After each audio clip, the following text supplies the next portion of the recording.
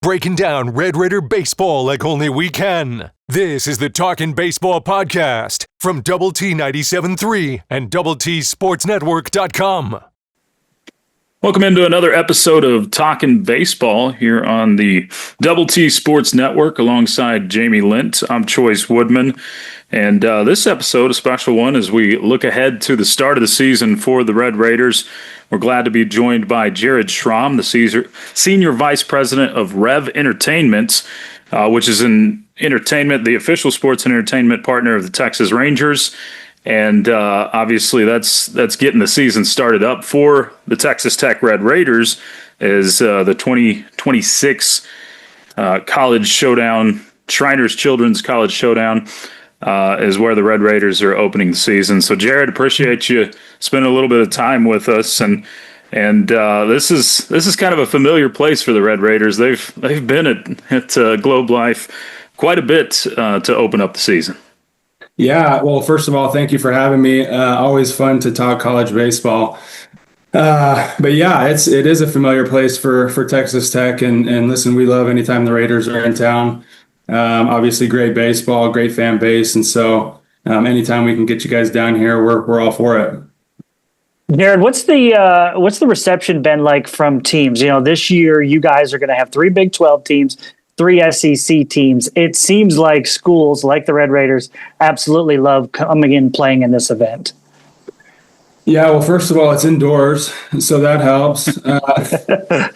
I think back to when I played, and we actually went to Lubbock. I went to Stephen F. Austin. I was there in, 05 through 09, in my sophomore year. And this is back when the season started at the beginning of February. So it was first weekend of February, and our first game on Friday night got snowed out. So we played Saturday, Sunday. And so, yeah, I think about these guys having the opportunity to have guaranteed games. That's obviously a win. To play inside of a building that's 72 degrees. And then to your point, the competition, the teams that are here, it's really it's been a great event for me just as a college baseball fan. But for the teams and the players, we really want to make sure that they have an incredible experience when they're down here. Give it more of like a festival feel around college baseball. And so it's been a lot of fun. I've always kind of wondered how that goes. Is it you guys reaching out to coaches to try to bring teams in, or are there coaches that are trying to go to your event? Yeah, a little bit of both. I mean, candidly, we started booking in 21, which was our inaugural tournament. Mm-hmm. I started working on that in 2017, 2018, and which is wild to think about how far out these schedule. But if you remember back to 21, obviously all great programs, but the fact that they were all in the top 10 when the preseason rankings come out was kind of lightning in a bottle. And so that's really what set it off for us is, you know, we had 56,000 people come through the door over 3 days. Wow. If you remember, there was an ice storm the week before and leading into it created a lot of challenges. We didn't have running water in Arlington for a couple of days leading into the tournament. So there was a lot of questions there, but certainly when we opened the doors, fans showed up and we said, hey, we're on to something here. And so to answer your question, it's easier now than it was to book these teams. In 2017, 2018, I had to kind of put my sales pitch in and really try and talk these guys into coming here. That still is the case every once in a while, but we've been very fortunate to establish some great partnerships with a lot of universities. And so really now more than anything, it's kind of like figuring out the jigsaw puzzle, if you will, to figure out when everybody's available. You guys mentioned that the Red Raiders have been here a bunch, 23 times they've played at Globe Life Field.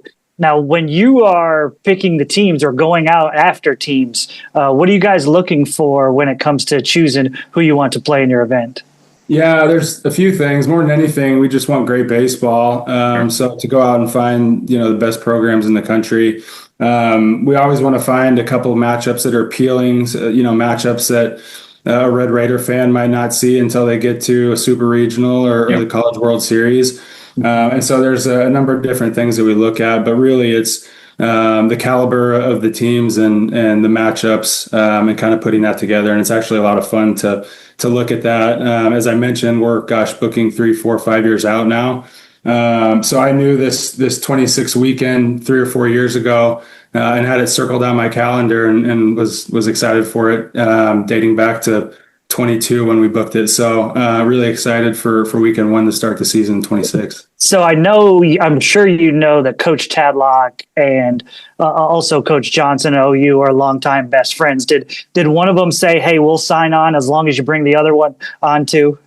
No, it's actually, and I was kind of thinking, I was trying to run through this.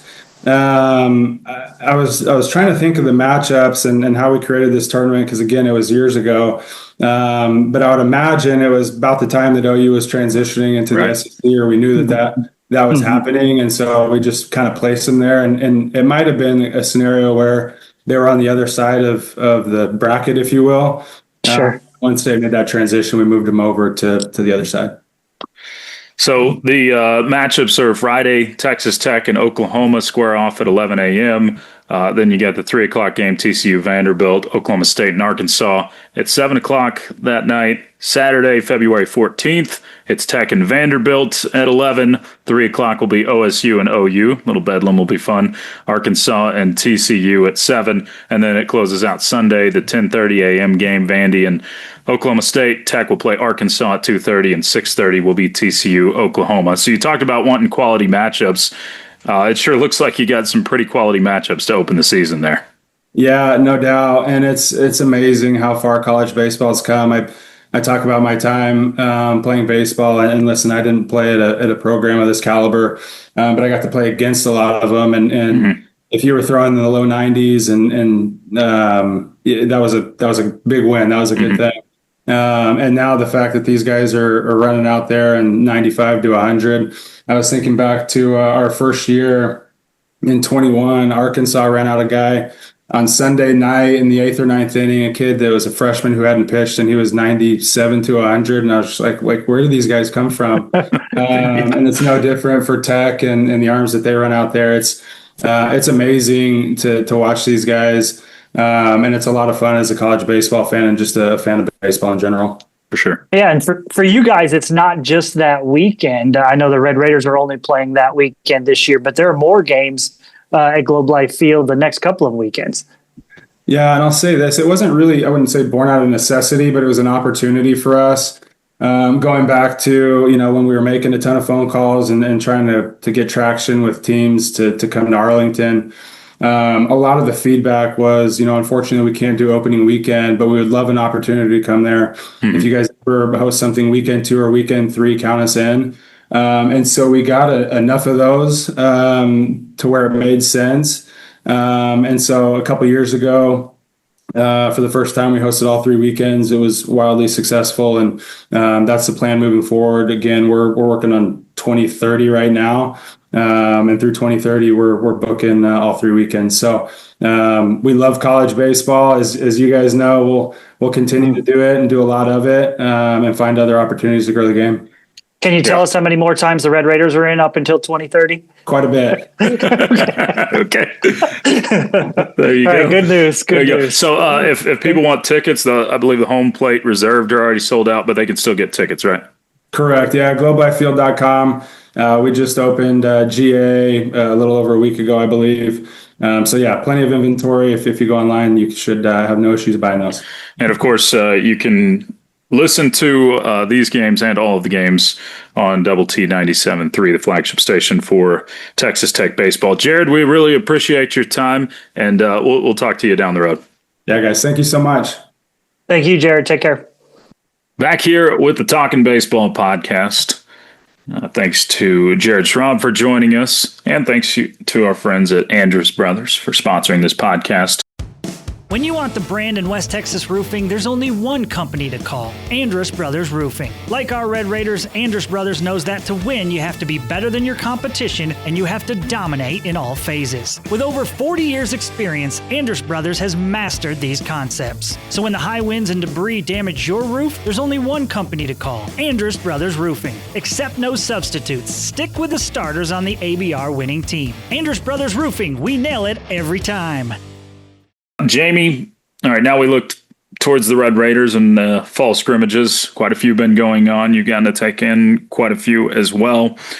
And one thing, just from checking out your articles at doubletsportsnetwork.com, which I urge everybody to do. It'll keep you up to date in the latest in tech baseball along with this podcast. But it seems like pitching has stepped up a little bit in the last week or so.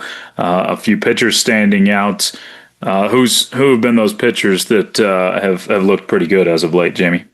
Yeah, it's been interesting. I don't know if it's just the way the weather is and the wind not blowing out, or because it doesn't feel like it's necessarily been blowing in, but there hasn't been a lot of home runs of late for the Tech offense that, I think is going to be a really good offense. But we have seen some really good pitching.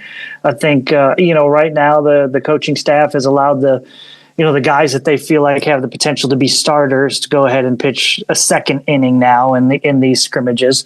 And so you guys that are, out there at the beginning of these games will usually go 2 innings at a time, whereas the guys that come in towards the back end, you expect to be relievers. They're only pitching 1 inning at a time. So a couple of guys that really stood out over the last couple of days, Parker Hutero was terrific on Thursday afternoon for the Red Raiders. And man, so important to have Parker back, a guy that can be one of those long relief kind of weapons for you. He can, hand him the ball in the 6th inning and let him finish it out kind of a guy.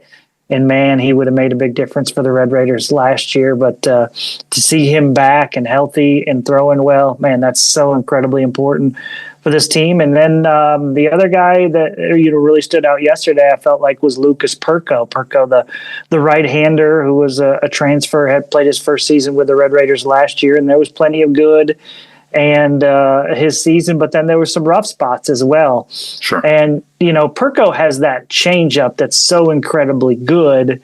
You always feel like it's more difficult for him to pitch against his own team because they see it and get used to it more. So it just shows you how good that pitch is. Perko yesterday threw 2 innings and struck out 4 in that contest and didn't allow a run.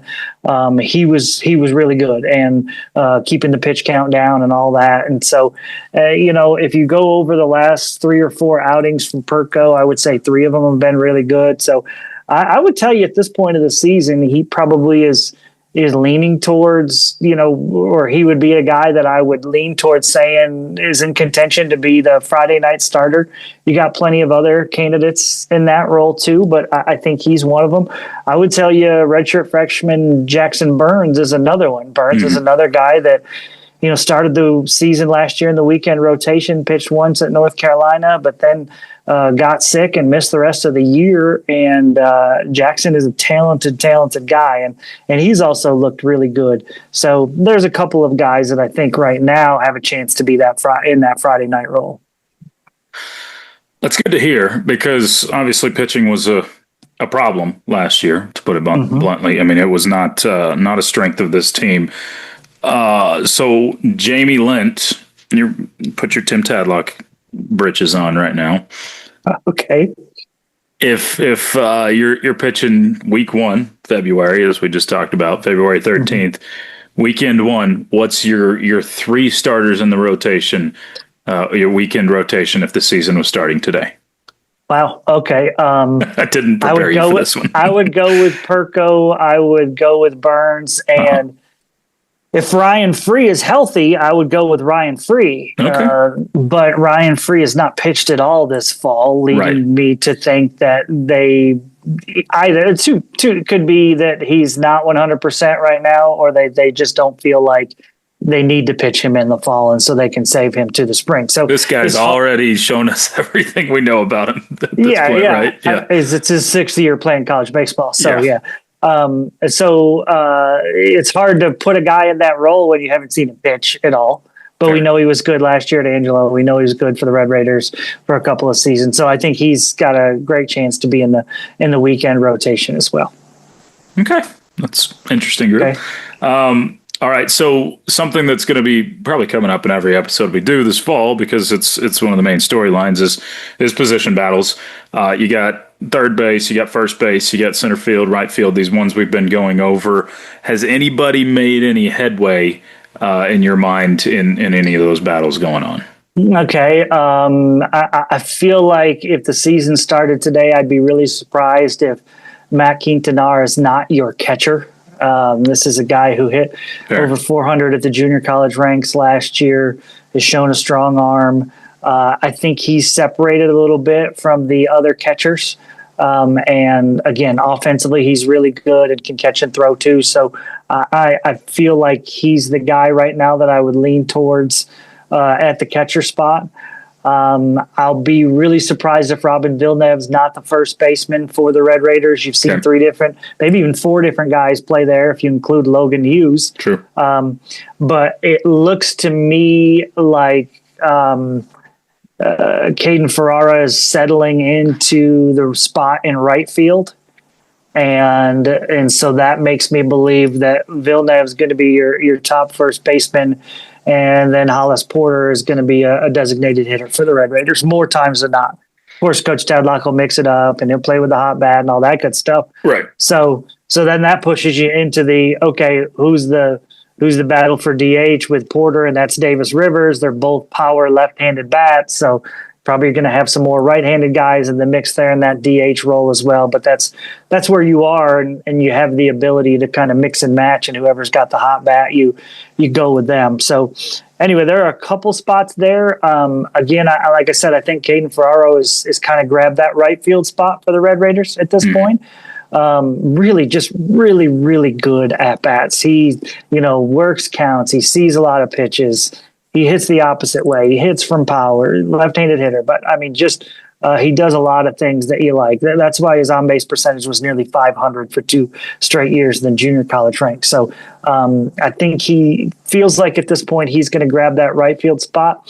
Now, that means, okay, so where's Jay Souza, right? Well, right now, it's maybe the toughest battle on the team is center field, because it looks like Jay Souza and Kyler Thompson are battling it out for that spot right now. And maybe it's a situation where if it's a right-hander on the mound, you're going to go with the left-handed hitting Souza. And if it's a left-hander, you're going to go with the right-handed hitting Kyler Thompson. Kyler has elite speed, probably a better defender in the outfield than Jace. They both have about the same pop. Offensively, both can really, really throw in center field. I love both of them as throwers out there. But that's a fun battle, and I think you're in a good situation there because I think they're both really talented guys. It feels like we've had a center field battle every offseason lately. Whether it's because one guy's not performing to what you thought or because another guy's stepped in. Well, and that's fair, right? Because first off, nobody's touching Logan Hughes' spot, right? I think we can all pretty much lock him up in left field, right? I'd say so. And then you got Ferraro coming to the Red Raiders this year. He's a natural first baseman, right? But it's one of those situations where like this dude can hit, so we want to get him on the field somewhere, and he can play some right field. He's a good enough athlete to do that. And so you're playing him out there, and Souza was kind of finished the year as one of the top guys in the outfield, and you knew that he's super talented coming in, but he dealt with injuries the beginning of the season. And Kyler Thompson was primarily your starting center fielder almost all of last season, but he kind of struggled towards the end of the year. So maybe these two out there battling it out kind of pushes them to each of them to do great things. And again, maybe you can use them in situations where it makes your team better by playing one against the righties, run against the lefties. I mean, the thought of having Kyler Thompson on your bench, who was 29 for 29 and stolen bases in a key spot late in the game, somebody gets on first base and you're going, hey, we're going to pinch run that guy. I think that's probably got a pitcher's attention real quick. So you'd love getting his speed on the field any way you can. All right, last question for you, Jamie, as we sit here in mid-October. Logan Hughes, you mentioned him. He was clearly your best newcomer of a season ago.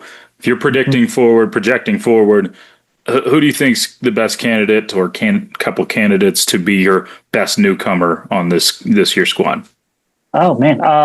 Lincoln Garcia would be the first one that jumps out at you. Garcia battling with Coleman Ryan right now at the shortstop position. Garcia just, I mean, at the plate, I mean, just finds barrels, man. I mean, the guy hits the ball hard almost every time, he takes a swing. You saw him in that scrimmage against Texas, swing it well, pick up a couple of hits in that game, and he was impressive defensively there too. So Garcia is probably the top guy when it comes to newcomers. On the mound, there's been a few that have, Adam Hayes is a guy who's really jumped out at me. We haven't talked about him a lot. He's a right-hander from Colorado, number one right-handed pitcher in the state of Colorado, number 3 player overall. He has looked really, really good. He's got the size that makes you think, he's a second or third year player. I think he has been really impressive on the mound. There's a couple of, outfielders / infielder. Garrett Williams is a guy that's kind of jumped out to me of late. Really good at bats. He's played some third base and some right field for the Red Raiders. I think he's been really impressive swinging the bat. And that's a guy that I also look at and say this guy with his size can compete at this level immediately. So there's a few guys there that I think can come in and can make a big impact right away. Obviously, Hollis Porter, the transfer from Maryland, right? And I would be absolutely remiss. I feel like I should have mentioned him right at the top here as far as newcomers go. But over at third base, Colin Schaus looks like he's going to be your starting third baseman. Okay. And he has showed power. He can hit for power. He can hit for average. I think he's still learning the third base spot a little bit. And so his improvement and, just general, taking steps forward defensively from now until February is important. But Connor can swing it. He is a terrific athlete. Again, he looks like the kind of guy that's probably going to hit 11 or 12 homers for you, hit 340, 350, steal 20 bases, and just make things really exciting because, he hits a ball in the gap and it's fun to watch him run. So I think, Schaus maybe has the chance to be the newcomer of the year. Garcia would be your best chance to be the freshman of the year. Just having seen what we've seen so far through scrimmages, there's a lot of talented guys. I mean, we talked about Quintanar earlier. If he jumps into that role as your starting catcher, that's another guy that I think will make a big impact right away. And we'll still see on some of these pitchers. We need to see them a little bit more before I can be certain about them. Lots of info packed into one episode. I hope you enjoyed it. Next time we talk, Jamie, we're anticipating having a Texas Tech baseball schedule to talk about. So there'll be plenty to dive into on that front, including some interesting road trips that you could start the season off with. So. Yeah, the Red Raiders, we know they're starting the year in Arlington. Okay, yep. we know that, and you'll play 3 SEC teams, probably all 3 of them ranked inside the top 15. Mm-hmm. But you'll get to see your team plenty here in Lubbock, I'm certain. And but like you said, there'll be some tough road trips. I think the way the schedule will work this year, we'll see some Big 12 cities that the team has not seen before. Which is always interesting with those different matchups and seeing teams playing in different places. So, I'm anxious to see how that all shakes out. And I think it's going to be released the middle of this week, so we can talk about it next week. All right. We will have that in our next episode of Talkin' Baseball. For Jamie Lentz, I'm Choice Woodman. Thanks to Andrus Brothers for sponsoring this podcast. It's been Talkin' Baseball, powered by the Double T Sports Network. Breaking down Red Raider baseball like only we can. This is the Talkin' Baseball podcast from Double T 97.3 and DoubleTSportsNetwork.com.